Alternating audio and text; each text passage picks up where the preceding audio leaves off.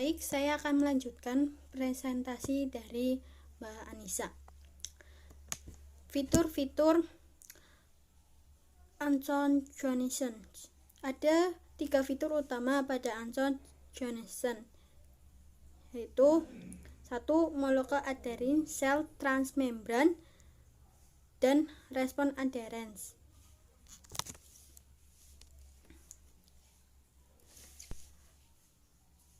Dalam membran plasma yang menghubungkan permukaan lateral satu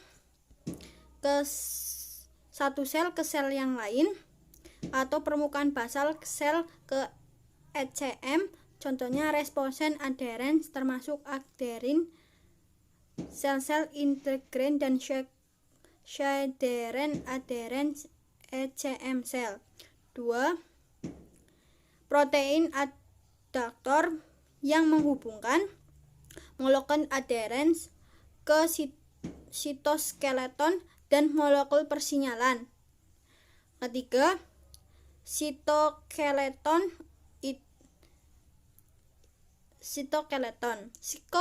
itu membantu mempertahankan bentuk sel dan bertindak sebagai perangkat penginderan kekuatan.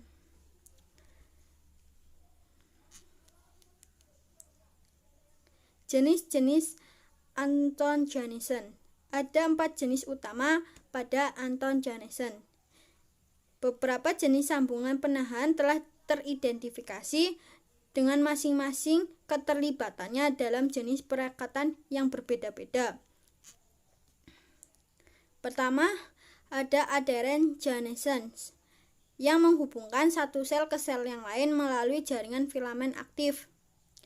Kedua, desmosom yang menghubungkan satu sel ke sel yang lain melalui filamen perantara. Ketiga, hendesmosom yang menghubungkan sel ke matrik melalui filamen perantara. Yang keempat dan yang terakhir adalah kompleks adheren matrik sel yang menghubungkan sel ke matrik ekstraseluler melalui filamen aktif.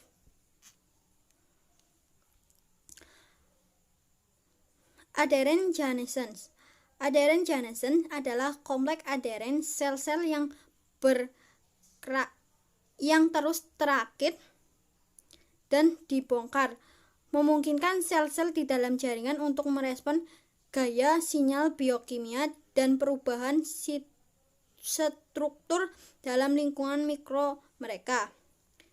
Peristiwa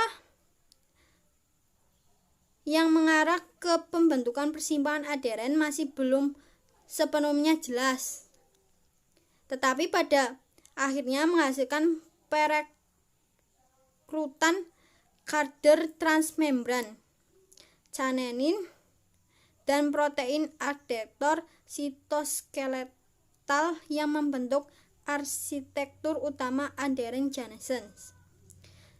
Sambungan pada adherens. Sambungan adherens bisa dilihat pada gambar.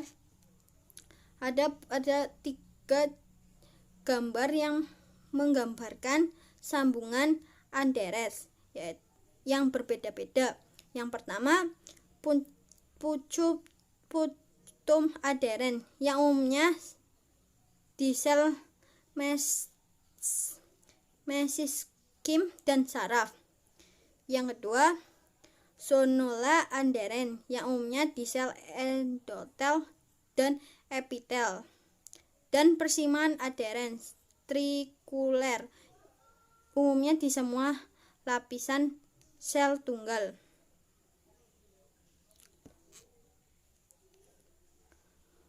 Komunikasi antar sel. Komunikasi sel adalah kemampuan sel untuk berkomunikasi dalam sel yang berkaitan dalam suatu organisme.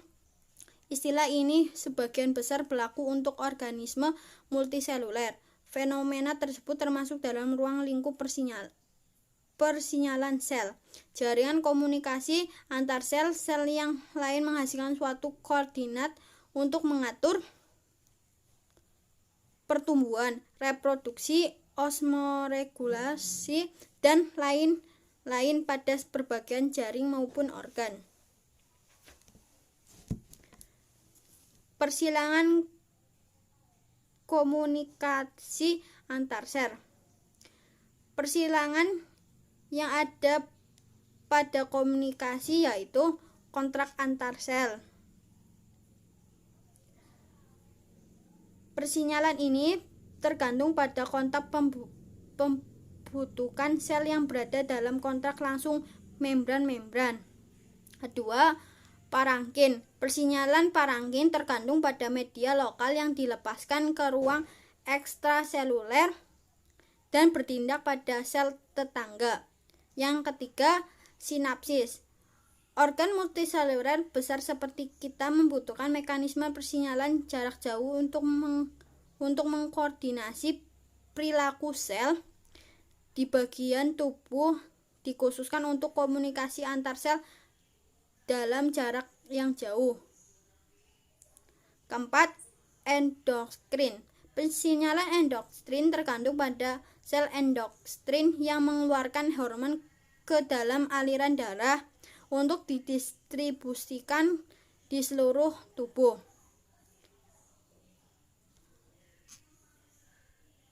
Tahapan komunikasi antar sel.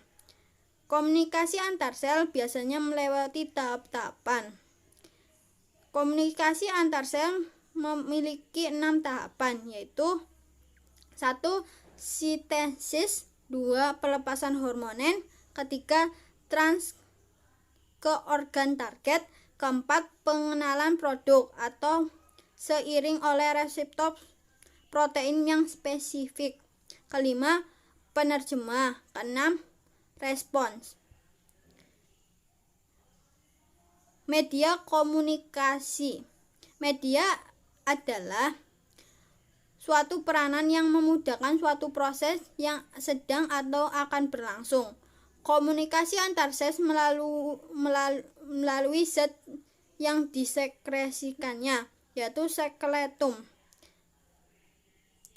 3 sketsa yang menggambarkan pentingnya komunikasi melalui skeletum. Yang pertama, 1. Skeletum sel pucat dan efeknya pada spesies dan respon inflamasi sistemik. 2. Skeleton probiotik yang sebagian bertanggung jawab atas perkembangan komplikasi fibrotik. Yang ketiga, kontribusi produk sekretin terkait penuaan terhadap penyebaran fenotip penuaan. Kesimpulan. Dari hal ini bisa disimpulkan, yang pertama, 1. Komunikasi sel adalah hubungan atau interaksi antar sel dengan sel yang lain ataupun sel dengan lingkungannya. Kedua, persinyalan autorin paling efektif bila dilakukan secara bersamaan oleh sel tetangga dari jenis yang sama. Ketiga, persinyalan dibagi menjadi 3 tahapan, yaitu penerimaan, transduksi, dan respon. Keempat, Anton Johnson adalah sel melekat pada ECM atau sel lain melalui kompleks yang secara kolektif, sedangkan aderin Johnson ada kompleks aderin sel-sel yang terus dirakit dan dibongkar. Kelima, interseluler signalis terdiri dari komunikasi kontak langsung, persinyalan parangkin, persinyalan sinapsis, persinyalan endokrin. Cukup sekian presentasi dari kelompok kami.